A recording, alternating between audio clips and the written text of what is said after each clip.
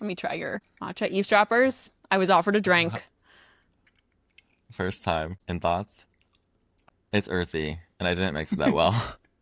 And I'm bad with fractions. But you're not a matcha girl, to be fair. Yeah, I am. I love matcha. You guys, I was stressed. I had to make it for 3, and I'm usually used to making it for 1. Can you see this?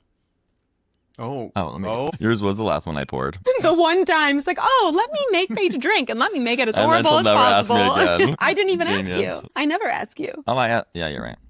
All right, shall we? Let's get into it. Now that the world knows that I can't make matcha. Yeah. Okay, eavesdroppers, welcome back to another episode of Don't Let the Neighbors Hear. You and I, Paige, we have, would you say, an extremely unique dynamic. Yeah, I think I've heard those exact words. We've been intertwined in past lives. He used to be married to my mom. At a young age. My girlfriend left me for your boyfriend. Mm-hmm. You're dating my sister. Right. This isn't biologically proven, but... Her boyfriend I refer to as sister because he's my twin. They're both like 6'6". With glasses and a beard. Yeah. Nick is the straight version and of we're you. cute. Yeah. Yeah. I just couldn't have you this time, so I had to find somebody else. Well, I'm glad you got there nonetheless. Yes. But anyways, our guest knows a thing or two about how to have an extremely unique dynamic. Today with us, we have, this is going to take me a minute to get through all of this, the filmmaker behind the movie Extremely Unique Dynamic, Harrison Shue. Welcome to the podcast. Hello, thanks for having me. So Harrison is an actor. He's a voiceover actor. He is a screenwriter, a producer, a filmmaker, a film marketer. You may know him from Shameless, Grey's Anatomy, Young Sheldon, American Horror Story. The list goes on and on and on and on. You are an extremely accomplished voiceover artist. You have dubbed in Squid Games and All of Us Are Dead and like literally 25 million other things. Yo. Extremely Unique Dynamic was your debut feature, which you wrote, produced, starred in, and directed alongside your bestie, Ivan, which premiered at the Sonoma International Film Festival and played at over 25 film festivals. So congratulations on all of that. Thank you. So we wanted to bring him on the pod to have a little chat today. And lucky me, I've been in a movie with him. Not yet out, so stay tuned. What do you have to say to the eavesdroppers? Thank you for listening. So, what inspired you to want to be a part of the entertainment industry? You've been working in this industry for a while. Yeah. And how did you get your start? So, I've always loved movies. Like, movies were always my number one passion. My parents weren't like the traditional Asian immigrant parents that were like, we want you to be a doctor or whatever. My dad took me to see The Mummy when I was 4 years old in theaters. Also scarred me for life. Yeah. But in college, I actually thought I wanted to be an agent. Went to USC. Oh. I studied business and film because I was like, maybe I should do something in business, but also related to film. So I thought that was the path I wanted to go down. I was acting at the time still. And then after I worked in an agency for a little bit, I was like, I can't do this because I would see breakdowns and be like, I want to audition for that. Yeah. So then I got into film marketing because I always loved movie trailers and how movies got out there to general audiences. So then got into film marketing, which I've been doing for 12 years. And then I've been able to luckily still do my own acting stuff along the way. And then 3 years ago now is when I made the first movie with Ivan. And that was kind of just out of necessity because, the strikes were happening. And then, like as an actor, you kind of just have to make opportunities for yourself. Yeah. So yeah, that kind of just came out of necessity and ended up falling in love with the process. Wow. What a beautiful journey. It's so interesting that you say that you thought you wanted to be an agent because I have this thought all the time. Yeah. As somebody who has agents, I'm Yeah. man, I wonder if there are people there who are like, I want to be an agent because thank God for them, right? Like essential. I could never do that job. And exactly what you were talking about is there's no way that I could look at these breakdowns and be submitting people and not be like putting myself forward for, you know what I mean? Yeah. Do you remember why that was something that you thought you wanted to do? I went to this all boys private school where everyone was like, I'm going to be a doctor. I'm going to be a lawyer. And I was like, I don't know, maybe there was a way to kind of do it all where I could pursue the arts, but also still be in some sort of corporate business related job. Yeah. And I think it was just like, I don't know, pressure from society or like the group I was in. But then after doing it for 6 weeks, I was like, I can't do this. And film marketing, I love because it's still so creative. And it still gives me the flexibility to still act because now I just consult and I'm able to control my own schedule. When you started in film marketing, how did that go? I started working at the media agency for Sony. My specific role was like placing ads for films. So it was more like the advertising side of it. And then from there, I kind of pivoted to more of the creative side of things. My first week on the job was so crazy because I was working on, the agency was working on The Interview, that Sony movie. wow. So everyone got locked out of their computers, and it was just like the craziest first week because I was like, what is happening right now? North Korea is threatening us. I'm like, am I gonna have a job after this? Wait, can you break that down for the eavesdroppers who may not know what happened with that? So there's this movie called The Interview. Seth Rogen made it, and it's a fictional retelling of life in North Korea. So North Korea ended up hacking into like all these different servers, and Sony emails got leaked. All these really scandalous emails from producers like Amy Pascal got leaked talking shit about talent. A bunch of execs got let go. It was like a whole thing because like their whole email database got leaked.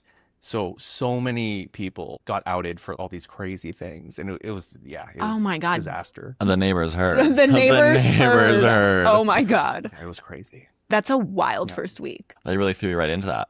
Yeah. What I wanted to know was when you were 4 and you were watching The Mummy, Yes. what did you rank it on your letterbox at the time? Oh my God. So I'm super big into Google Excel sheets. Like, Okay.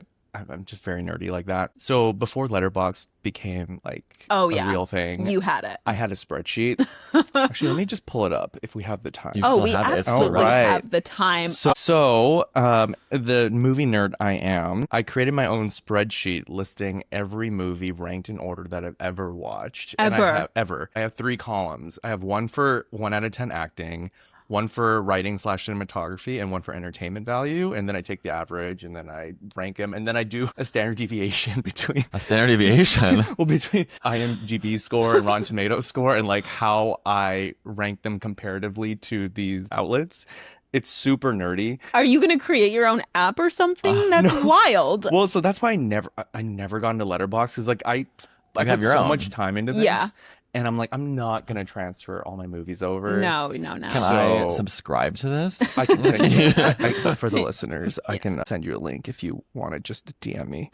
Okay, amazing. Wait, this is incredible. Let me pull up where The Mummy ranks, because a I weird. asked this rhetorically, and you're like, you know what? I got numbers Like, for you. I got You're pie like- charts. I can tell you how many Since movies you I asked, let me watched. pull up my database.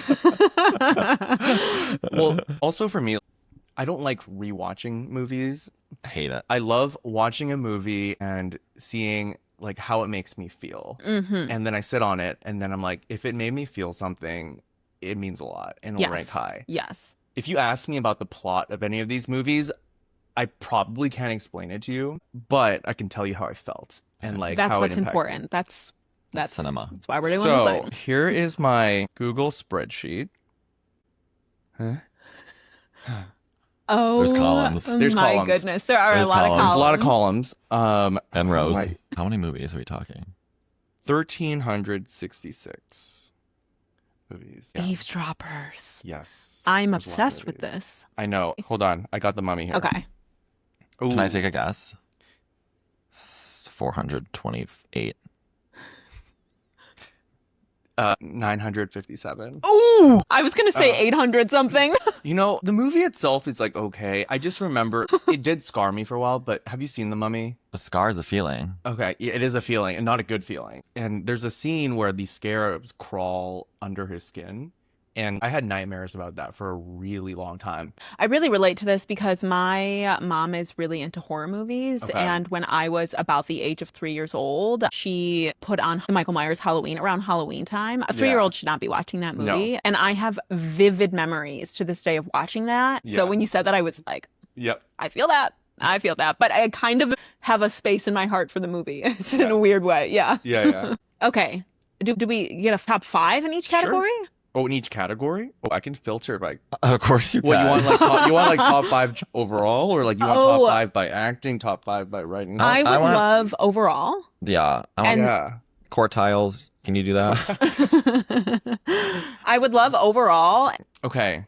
So my top movie, which people give me shit for, but I don't give a fuck, is $1 Million Baby. Interesting. Hilary Swank. It's 2004. Yeah. So, you know, the reason why this movie is so high is because me as Harrison, I don't cry. Like, I'm not a crier. Mm.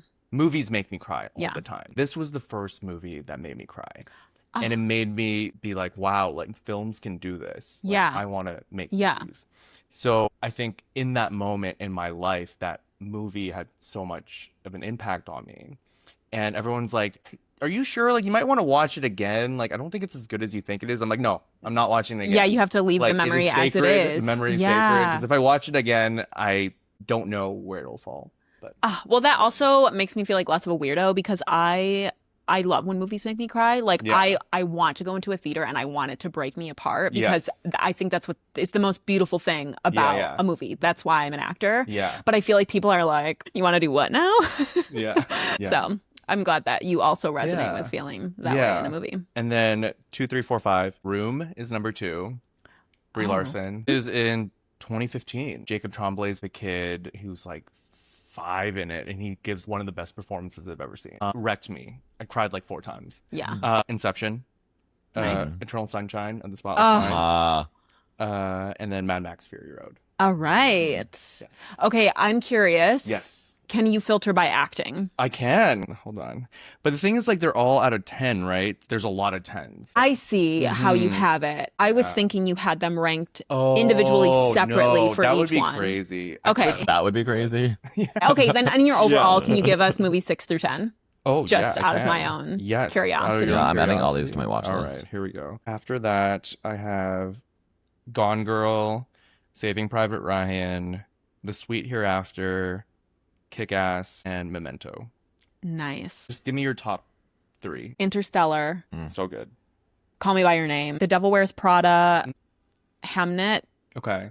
I saw that premiere at TIFF last year. Yeah. It Did it wreck wrecked, you? it wrecked me. Yeah. And I knew nothing about it. And it was Yeah. the most beautiful thing ever. So it's such a new film, but it's really high up there for me. Yeah, when she's like screaming, Oh my God. it was Chloe so Zhao incredible. did an intro for the film and she Yeah. led us through a breathing exercise, this massive like, prepare theater. you for And it. wow, Yeah. just 10 out of 10 experience. What about you? For me, Moonlight, Mm, Portrait of a Lady on Fire, okay. and Past Lives. Amazing. Oh, Past Lives. Yeah. So good. Love Past Lives. I worked on the digital marketing campaign for Moonlight.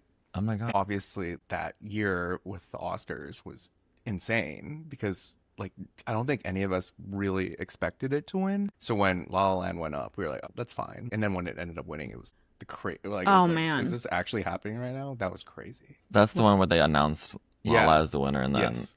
were you part of the PR team, like when shit hits the fan? So I was working on digital advertising for it. So we were buying ads for, like, have you ever seen those, like, for your consideration ads on Deadline? It's a lot of like the campaigning. No, PR crisis. Yeah, that's like You're the in PR publicity. crisis. Yeah, the publicity team handles all A that. little bit We're like the different. creative Yeah. advertising behind the scenes. Eternal Sunshine, I would also rank very highly. It's so bittersweet and it's Yes. so heartbreaking. Yeah. I feel like that's a genre that I love. Heartbreaking, fuck me up. Yes. You know, like, yes, it's the best. it's the best. The fact that somebody can make something and you can sit there and you can Yeah. experience it. And you're doing it in like a safe way. You should Wow. watch The Sweet Hereafter. I haven't seen it. It's a Canadian film. Okay. Sarah Polley. Okay. And I went in literally knowing nothing about the movie. It is one of the most heartbreaking, fuck me up films. If you want to cry like Love 8 it. times. Okay, you should watch that beautiful. movie. Beautiful. I have a little movie club. I'm going to assign it. Do you remember your first job that you booked as an actor? Yes, I do. The first job I booked was on this ABC show called V. It's like Aliens. It was actually a reboot of another show. I think it was like in the 70s or 80s. It was a network show, though? It was a network show. That's insane that that was your first job, first I of all. was 16. Congrats. Thank you. Amazing. I was Chinese kid number 1. Love that. Wear that proudly.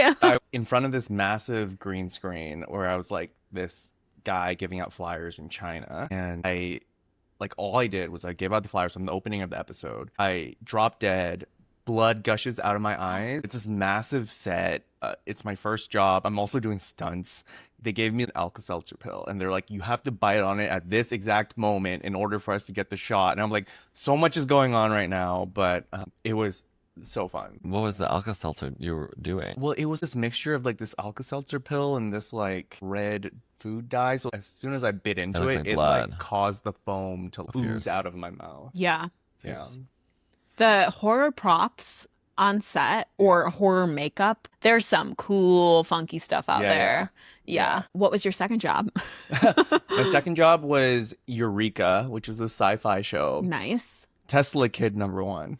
Oh, yeah. You know when you're first starting out as an actor and it's like you don't have a name Right. parts. You're like #1, #2. Actually, I might have been Tesla Kid #2. I don't even remember. Yeah, it was on the Sci-Fi Network. This like cult random show. Fun. Yeah. Okay, let's talk about extremely unique dynamic Yeah. for a little bit. Yeah. So your first feature, was it your first time directing? Yes. Okay, amazing. Well, I had directed some of these sketches that I've done before, Okay. but in terms of actually directing, especially on a feature, yeah. Okay.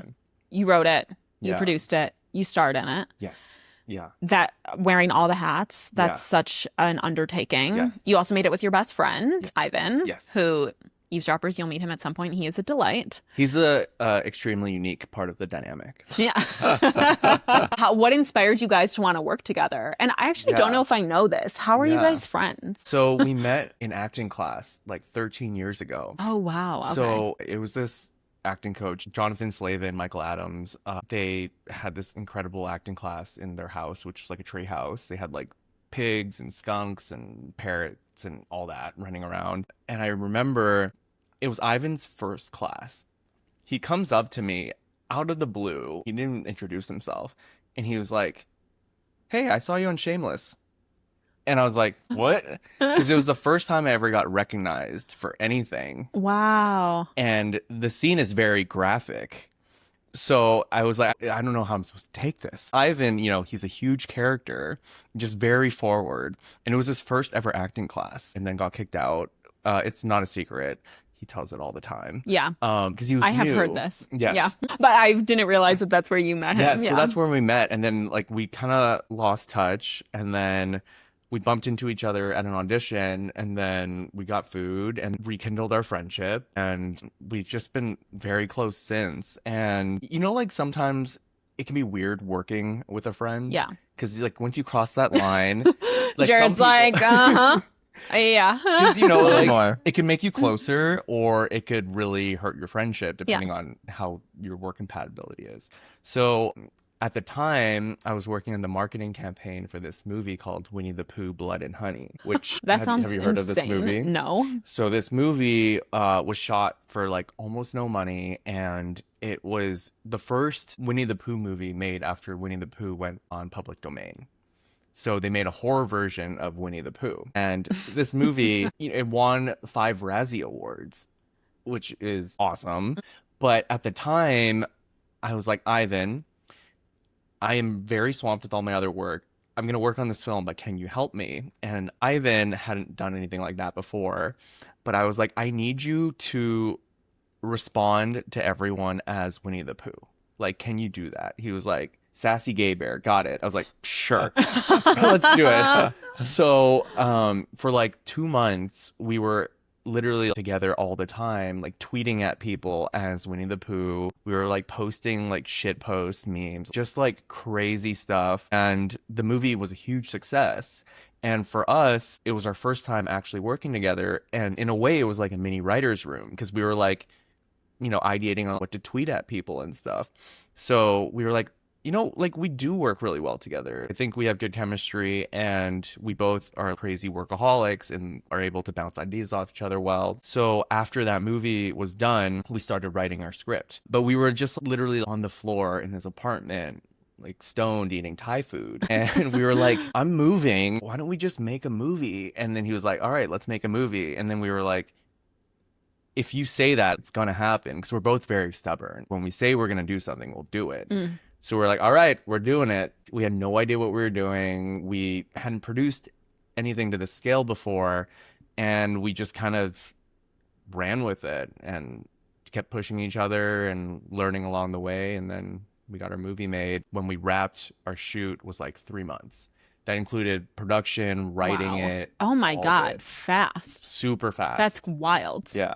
Crazy. Wow. Jared has seen it. Oh, you saw it? I saw it, Oh, yeah. okay, When it cool. was here, it came to the Quad Cinema. Oh, you I went. wasn't able Oh, to thank go, you for but coming. Jared Of went. course. Yeah. Yeah, I love that cinema, Yeah. first of all. So I was like, I'm there. Yeah, yeah. And also what you just spoke about, of it like starting with the two of you, like Yeah, that's yeah. that's what I liked so much about the film is it felt like that watching that. But then at the end, because it's about like you're in a movie, writing a movie. Like that's the whole sort of concept. Yeah. And then at the end, the like production team is in the movie. Yeah. And then you realize like how grand this whole production team is behind all of it, which I loved that like coming in at the end. It was really special. Yeah. I mean, you know what they say, like write what you know, because like you know it best. We took that very literally because we were like, well, what are we gonna make a movie about? And we're like, all right, let's do what we know, and which, you know, our characters are like heightened versions of ourselves. And for me, one of my favorite musicals of all time is Title of Show. It's this musical about people making a musical about people making a musical. And I was like, well, no one's done that for a movie. So we took our lives, put that spin on it, and then we just like we wrote this scriptment to get started. So our whole script's actually only like 26 pages. It's a lot of improv, but like it's like everything it's structured of how each scene starts, how it ends, and like there's certain moments where we're like, we definitely want to script this a certain way, but a lot of it we're just riffing off each other. That's so fun. I had a lot of fun watching it. Oh, thank you. It's a really good watch. Thank you. So can we stream it still? Yeah, it actually, so it's on iTunes, Amazon. Amazing. It just went on Tubi last week. Congratulations. you. That's so exciting. Yeah, so it's free if you want to watch it. You don't have to pay anything. Where is it? Where is it falling on the Excel sheet? On the Excel Is it on the Excel It's sheet? not, but that's funny though. I don't know how I would rank it because it's like There's bias. there's so much bias. Well, then you need a third party to. You do. Yeah. So acting 10. Yeah. Acting 10, Acting not 10. a 10. And entertainment value? 10. 10. What's the third one? Writing / cinematography. 10. 10. Great. So Go now watch it's it. the new top 10. Yeah. Since we're on the topic of Ivan, you were just at Comic-Con this last Ooh, past fun. weekend. Yes. And there's some sort of character in a big suit. Yes. You want to talk to us about that? Yes. So I'm working on the marketing campaign for this movie called Buddy. Okay. Imagine if Barney went a little cuckoo in the kids show and started hurting the kids. Oh, no. I love this. Bad Barney. Bad Barney. It's created by Casper Kelly, who did Too Many Cooks. Okay. And Keegan-Michael Key voices the Buddy. So we were at San Diego Comic-Con, and I convinced Ivan to be the person in the suit for all of our marketing activations. So poor Ivan, bless his soul, has been an incredible trooper in the suit, dancing around Comic-Con, taking photos with people. Like we had him like holding a free hug sign, giving kids hugs. Oh my gosh. It's a massive suit. Yes, Like, it's it is huge. massive. We like created a TikTok dance challenge. Oh, yeah. And Ivan used to be a dancer, so I was like, he's the perfect person for this. Perfect. So he's, you know, out in the middle of Comic-Con doing this dance with backup dancers, and it's like 85, 90 degrees out. So like, you know, he would do it a couple times. We would like hide in a corner, take his head off so like no one could see that, you know, he was in the suit, and he would just be drenched. Oh my God. Poor guy. But he's, incredible trooper. Will Buddy be making any more appearances? Yes, actually, Buddy will be coming to New York on August Buddy 12th. travels. Buddy travels. He will be at the Lincoln Center for a Oh. screening. If you two would like to come. I would love and to meet come Buddy. to meet. I would love to Yes. meet Buddy. Oh my Yes, God. Buddy will be here. Maybe we'll get him in Times Square taking photos with people. a must. A must. must. We got to learn the choreo. We got to learn the choreo. Yes. Are the background dancers coming? No, they Okay, are. you But have you could two be new But ones. should we? Yeah. Yeah. Okay. Okay. We're trained. Oh, perfect. Can we talk about Shameless for a second? Oh, yes. So I've seen the scene. Okay. Okay. To paint a picture, Yes. this scene begins with Harrison here Yes. getting railed, Yes. and it ends with you getting the shit beat out of you. Kicked in the balls. Yes. So what was that experience like? So that was my first guest star, and it was a crazy experience because, you know, I get the audition and they're like, are you comfortable with nudity? And I was like, yeah, like, sure, that's fine. And, you know, the audition is, you know, me getting, you know, railed from behind. And in an audition, you know, you have a reader. So it was me like ramming my ass into the chair in the audition room because I was like, This happened in person. in person. This Yeah. was back when in-person auditions were a thing. They called me a few days later saying I booked it. I show up on set. They also asked me on the audition. They're like, do you want a sock? And I was like, yeah, sure. I show up on set. This was Wait, before- I'm sorry. Do you want a sock? I don't get it. like on Like your to dick. cover? Okay. Oh, okay. What else okay. would that have been? I don't know. What else could that have For a possibly hand- Wait, been? for a but hand wait. puppet. You were No. naked in the audition? No. Oh, like, they're okay. like, if you booked it, like, would you feel comfortable with the sock? Like, is that- Okay. And I was like, I was yes. like, my brain went to what is the sock hat doing in Yes, this audition? for a hand puppet. So I show up on set, and this was before intimacy coordinators. Oh my God. You know, I go, they're like, Harrison, this is Cameron. Shake hands with Cameron, super nice guy, very professional. And it was like not even like 2 seconds of saying hi. They're like, all right, you ready to rehearse? And I was like, yeah. So we Let's went do it. straight to rehearsal, and we just fucking did it. I don't know. I never got my sock. We just did it. They never gave you a sock? No, it was so fast. And then I was done in an hour.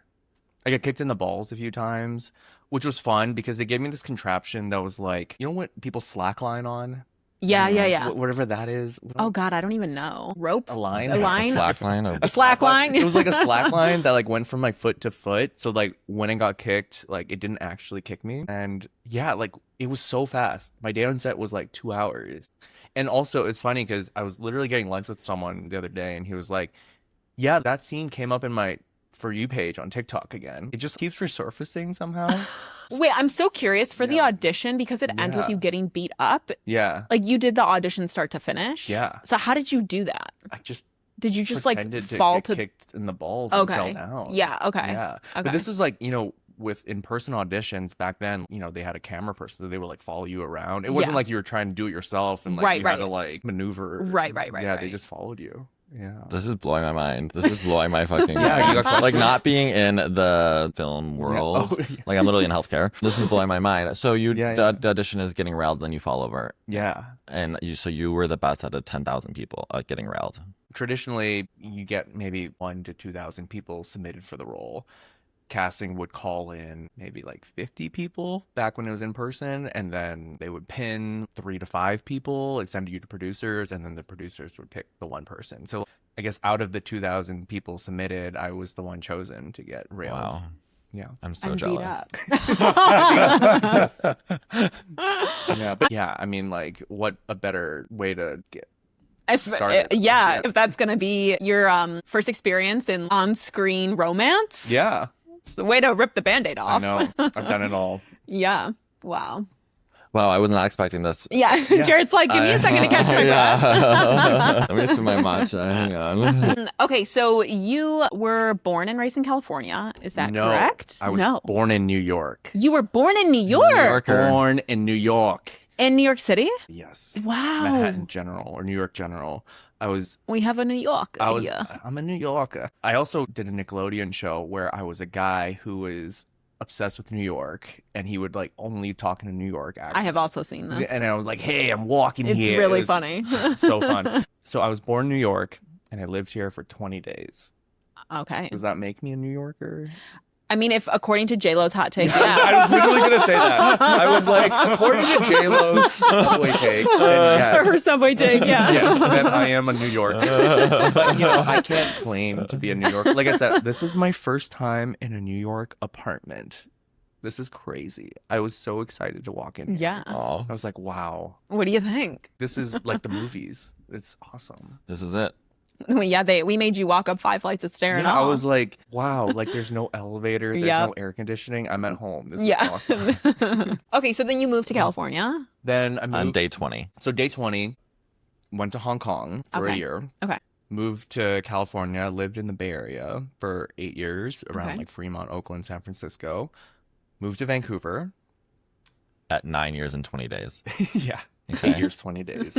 9 years, 20 days, yes. Right, because 1 year in Math. Hong Kong. Yeah. Thank you.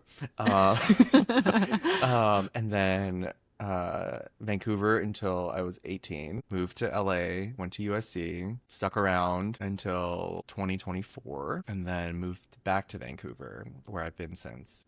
Nice. So yeah. How is it navigating the entertainment industry in Canada and Yeah. also the US? Because Yeah. you do both. Yeah. Right? I'm curious because I feel like Canada and the US are very similar in many ways of how the entertainment industry sort of functions. A lot of stuff films there. It seems like your start in entertainment was really in the States, how that has sort of changed for you. Yeah, I mean, like, I built such a big network in LA and then I moved away. I mean, in some ways, COVID helped a lot with that transition because now everything's self-tapes, right? Yeah. So I don't have to be in LA. I think a lot of my friends and just general actors have moved out of LA. So, like, I just come back when I need to audition. I do miss, like, being there because I think there is something to be said about, like, being, like, actually local that casting directors care about. Yeah. But I have had so many new doors open since I've moved to Vancouver because a lot of the stuff that shoots in Canada, you have to actually be a resident for tax purposes versus like in California, you don't. So it's kind of like best of both worlds right now where I get to still audition for the LA stuff, but then I'm now able to work locally for all the Canadian stuff. Beautiful. Yeah. Any other really fun like set or audition stories? So I was very lucky in that one of my first roles, I booked the show called Up All Night, which was on NBC for 2 seasons. And I got to play Henry Winkler's stepson. And Maya Rudolph was Henry Winkler's wife. So what does that make? Your My stepmom.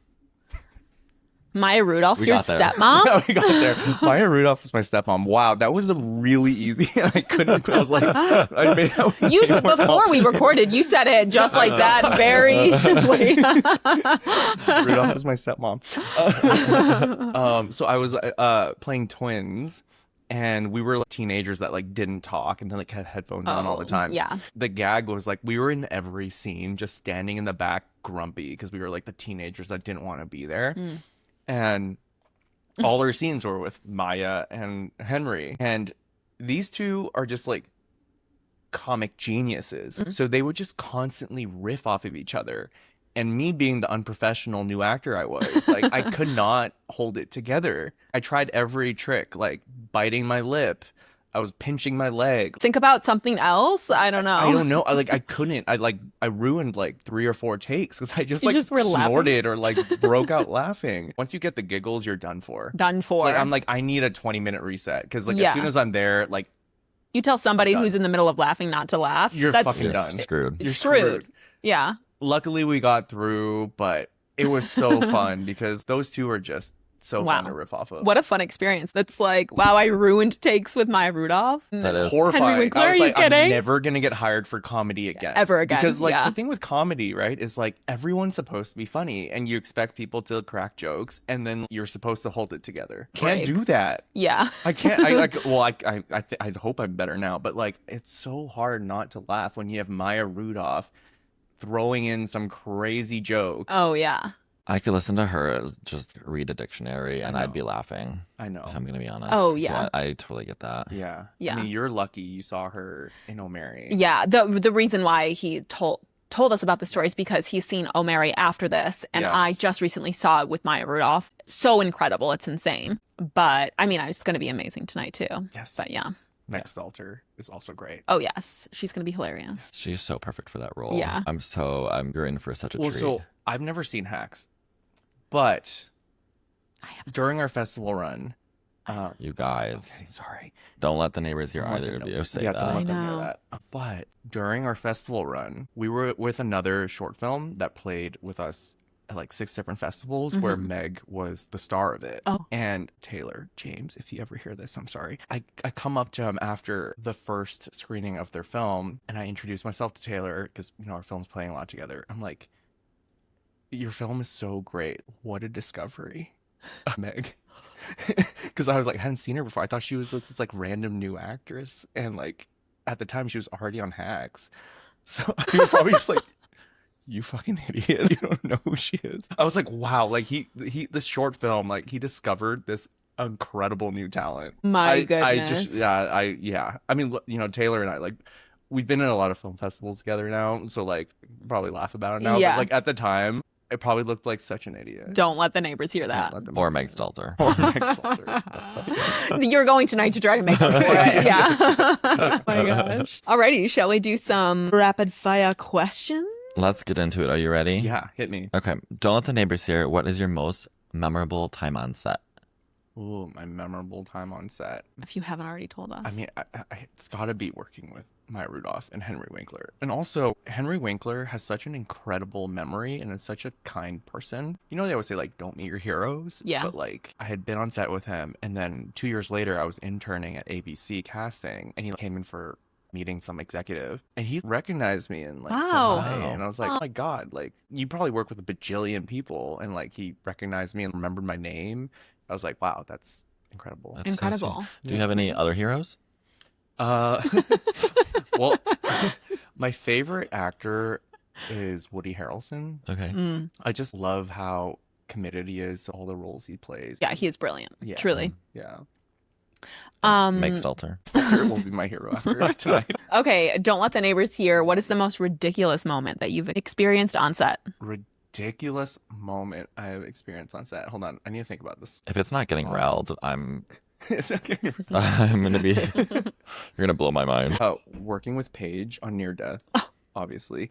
Ridiculous. No, in a good way. In a good way. Like, wow, that was ridiculous. That was awesome. Thanks.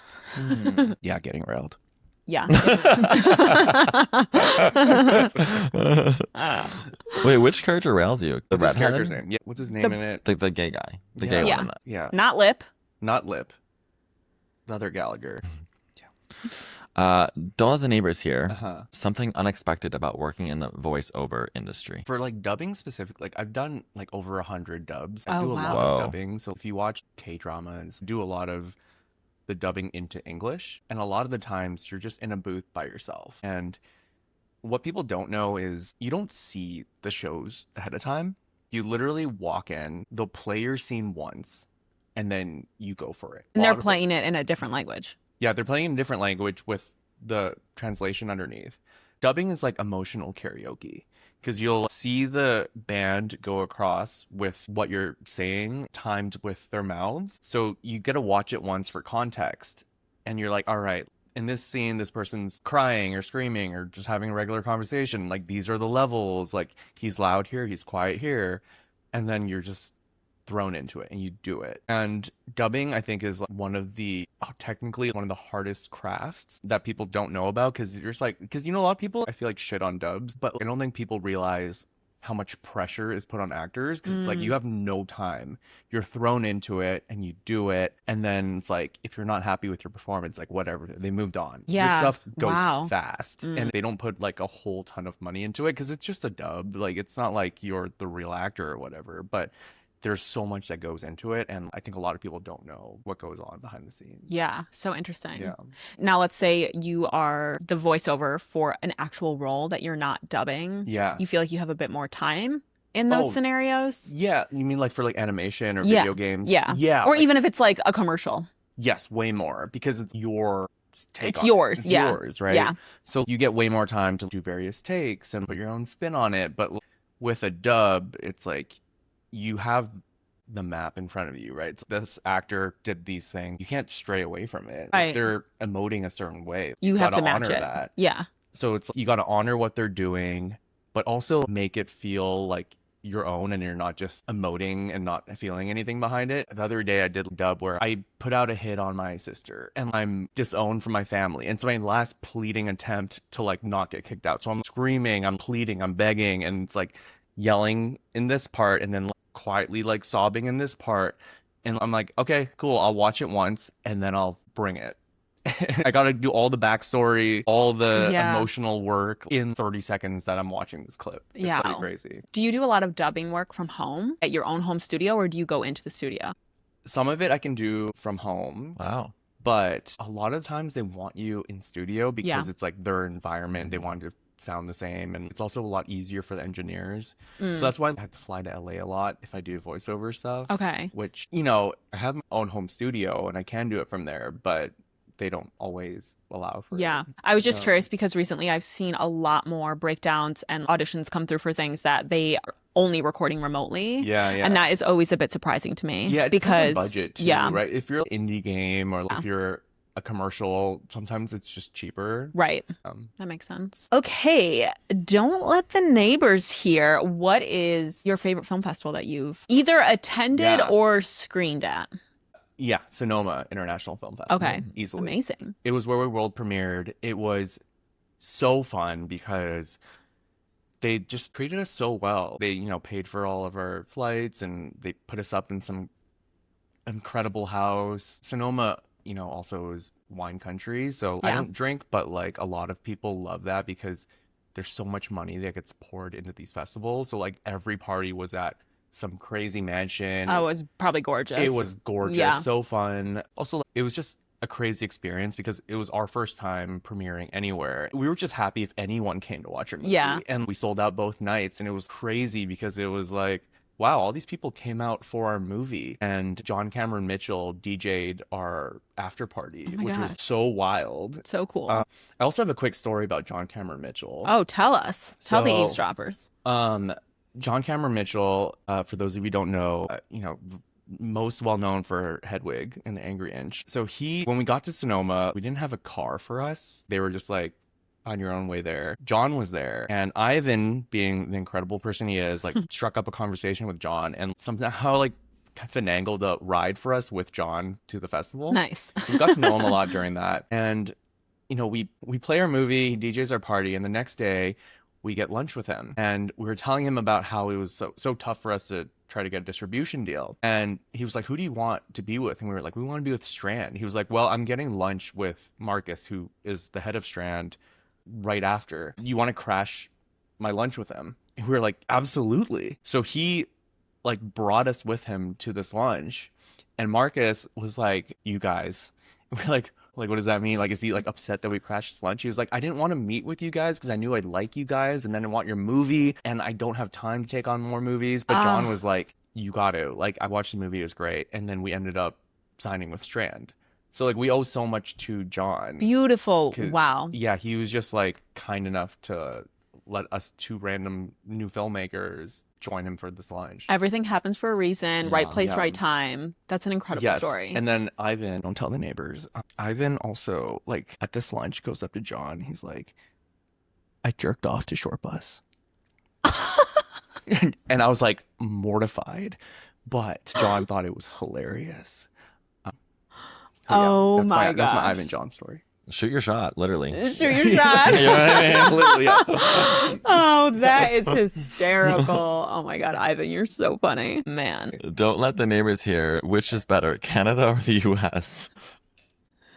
You don't They're have to both answer it. great in their own individual ways. Agreed. Vancouver, I've never been. It looks No. so beautiful. It is beautiful. It's been interesting being back home because Vancouver is just gorgeous, and the pace of life there is so much different than LA or New York. Like, Yeah. everything moves at a snail's pace because it's that Pacific Northwest laid back culture. Like, I can't speak for New York, but LA, it's like everything needed to be done yesterday. Like, there's always things going on. Everyone moves super quickly. Oh, New York is like that on Yeah. steroids, it feels And like. you can speak for New York. You're a New Yorker. Yeah. I'm a New Yorker. J-Lo Thank said you, J-Lo. so. But yeah, like in Vancouver, especially with government stuff, it's business days. Like if you want an answer for anything, like you're working on something on your home, your contractors take forever. Yeah. You send mail, it takes 2 weeks. Like everything's so slow. So I'm like working still. All my clients for marketing are in LA. All my work is in LA. So like I'm constantly operating at an LA speed. Yeah. But Vancouver's operating at Canadian speed. I'm constantly reminded I should be outside and Yeah. I should slow down and enjoy life and do things. You get the best of both worlds because you're a dual citizen. Flex Yeah. that. Okay, don't let the neighbors hear. Which one's your favorite cat? Oh God, why would you do that? Don't let the cats hear. So mean. Harrison I has love them two both. gorgeous cats. What kind of cats are they? They're orange tabby cats. They're so cute. This is Cow Soy. This is Cheese It. I love them both. Cow Cow soy soy. and Cow cheese soy. it. They're both orange. Are you things, kidding me? hmm Oh my gosh. Yeah, I love You know them what you both. have to do before you leave? You Yeah. have to go to Sood and you have to get the chicken cow soy. Is it incredible? It's my favorite restaurant. Is it? in the Okay. city. I fucking love Cow Soy. There's one in Union Square. There's a new one in Long Island City. Wow, this looks like 4.9 with 6,000. It's my so good. favorite It's restaurant Bib in Gourmand. the city. Do it for Yeah. cow soy, I will do this for cow soy. Yes. not for Cheez-It. So I think we know your I favorite. gotta eat cheeses after to balance it out. No, I don't have a favorite. I also was never a cat person, and then I Oh, got cats. really? Now I'm a crazy cat person. They're a bonded pair. Oh. They're brothers. We Oh. got them at the same time. First, we wanted one because we didn't know, but then everyone's like, if you're a first-time cat owner, get two. And getting two was like the best thing that we could have done. You guys did a phenomenal Yeah. job of naming them. Yeah. Thank you. If you were to get a third, what would its name be? It'd have to be an orange cat. Uh-huh. A lot of orange cats are like cheddar, or I don't want to do something cliche like that. Yeah. Another orange food. I don't know. There's a lot of Cheetos out there, but I don't know. Orange food. Yeah. I mean, you could name it orange chicken, but I don't think that's. Orange chicken. I don't know if that's the right direction. I'm trying to That's think it. of like Orange cow soy, cheese it, orange chicken. Orange chick. orange chick. Orange juice. I don't know. What other orange foods are there? OJ. It's OJ. cute. I think, yeah, OJ. I feel like that would be like everyone would be like, you named your cat after that OJ. Yeah, that's what I just thought of too. I'm trying to think of like fruits and vegetables, the orange pepper, but does anything have a cute name that's orange? Or like, what about like an orange flower or something? Eavesdroppers, if you have any suggestions, please let us know. in Let the us know. comments. Let us know. Turmeric is orangish. Turmeric. Turmeric would be Turmeric? cute. That would be Turmeric. cute. That is a cute name. That's a cute actually. name. Call him Rick That's for like- short. Call him Rick. That's Cow soy. That's good. Cheez-It and Rick. Rick, that's so random. What's it Rick. short for? Turmeric. Oh my gosh. Don't let the neighbors hear your Yeah. craziest experience rock climbing. If we couldn't add Racist another thing to the list, you Yeah, how do you have time for are this? an avid rock climber, I do right? love rock climbing. I don't have like a ton of crazy experiences because I'm a safe climber. Okay. And I hope I don't ever have one. Okay. What is something that you are excited about? Something I'm excited about Near Death with Paige. Paige's performance is incredible in it. Oh my gosh. I can't thank wait you. for you all to see it. Oh. I haven't seen the final product, but Yeah. what I saw in person was great. Yeah. Also, this Ivan character that we're talking about is Yes. also in Near Death. I'm also so excited for Ivan's upcoming projects. He is in a movie with Weezer, My gosh. and I am also just excited for you all to see Buddy too. Amazing. Shh. Okay, so eavesdroppers. I've been romanticizing my life lately. Oh, Peach Pit Pottery is totally enabling that, isn't it? Yes, 100%. I never thought I could feel so emotionally supported by a plate. Well, they have more than just plates. Mugs, bowls, vessels, taper holders, any type of hand-thrown functional ceramics. You name it, Peach Pit makes it. Peach Pit Pottery makes ceramics to elevate everyday moments, like your morning cup of coffee or your I'm eating pie straight out of the fridge moment. And beneath every slice of pie is a plate as intricate and unique as the pit inside a ripe peach. These pieces are meant to be used, loved, and shared. And if you need proof they're the real deal, you'll find Peach Pit on the tables of Matilda in the Catskills and Restaurant Pearl Morissette in Canada. Wait, doesn't RPM have a Michelin star? 2 stars and a green star. Okay, well, Peach Pit gets 5 stars from us. For more information on how to get your hands on these one-of-a-kind pieces, go to peachpitpotteryshop.com and be sure to follow Peach Pit Pottery on Instagram. Shh. Tell the eavesdroppers what is in this week. This has been an in for my whole life, but I think especially this week because I've had some experiences. But I think guys should sit down to pee more. Okay. Thank you. Especially like if you're coming to my house, like it's clean, right? I understand like if you're at a public porta potty, you don't want to sit down, use the urinal, that's fine. But like if you're coming to my house, you can go sit down and pee because you won't pee on the toilet seat, you won't splat on the floor. It's also comfortable. You could text whatever you want. But yeah, I just think guys should sit down and pee more. We need to normalize this. I'm so on this. Thank you. Yeah. Because the worst is like, when you go to a public restroom and there's piss all over the toilet seat and you're like, if you just sat down, if everyone sat down to pee, we would never have this issue. Mm-hmm. The tall boy in me, like, it's splashing. You're in the splash zone at Marine World, okay? So, like, I'm going to start doing that because of you now. Thank you. Yeah. Thank you. Normalize guys. sitting down Normalize to pee. guys sitting to pee. I have nothing to contribute to this. I feel like you should be. I can't speak from experience about this, but if that means that there's less likely to be pee on the floor, Yes. then Yeah. all about it. Okay, and Yeah. tell the eavesdroppers what is out. out is, for me personally, this week especially, working in New York with LA hours is the worst because, you wake up, you get a little bit of the morning, but then your emails start flooding at noon, and then you're working till 10. So you don't really get to go out and have nice dinners. You don't get to do an event, like go to a show, without your emails just getting completely wrecked. Yeah. So if any of my bosses are watching this, I'm not going to see O'Mary tonight. I will be answering emails. But, from like 7 till like 9, right? That's 4 till 6. That's like prime emailing times. And in the entertainment industry, emails need to be answered in like 2 hours or less. So I just find it really hard to live in New York working LA hours. I went to Hawaii earlier this year, and it's 3 hours behind. Mm-hmm. So I would much rather wake up early at 6 a.m., finish by 2 or 3, and then you have the whole afternoon and evening where you can actually like go out and do fun things. So I would rather the flip than this currently.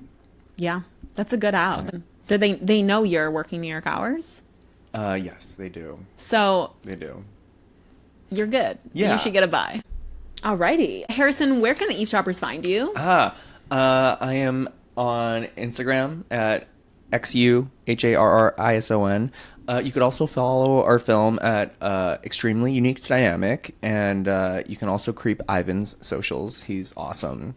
This is my first interview without Ivan. I feel kind of naked because he's, the extremely unique part of the dynamic. Hopefully you get to meet him someday. We're going to get him on the pod. Don't you worry. You got to get him on the pod. Yeah. Yep. And like, Ivan, I hope you don't watch this whole episode because there might be things that I've said that you're like, I really wish he didn't say that, and then he's gonna want to get back at me. So I feel like you were pretty easy on him. I was pretty easy on him, right? I think you were. Things, but yeah. Alrighty. Well, this has been truly such an amazing conversation. I could continue to talk to you for hours and hours, but you are not going to see O'Mary, but we've got to get you there on time. I'm gonna go work. You've got to go work. So, with that, thank you for tuning in this week, and don't let the neighbors hear. Thank you. Yay! That's a wrap. That's Woo!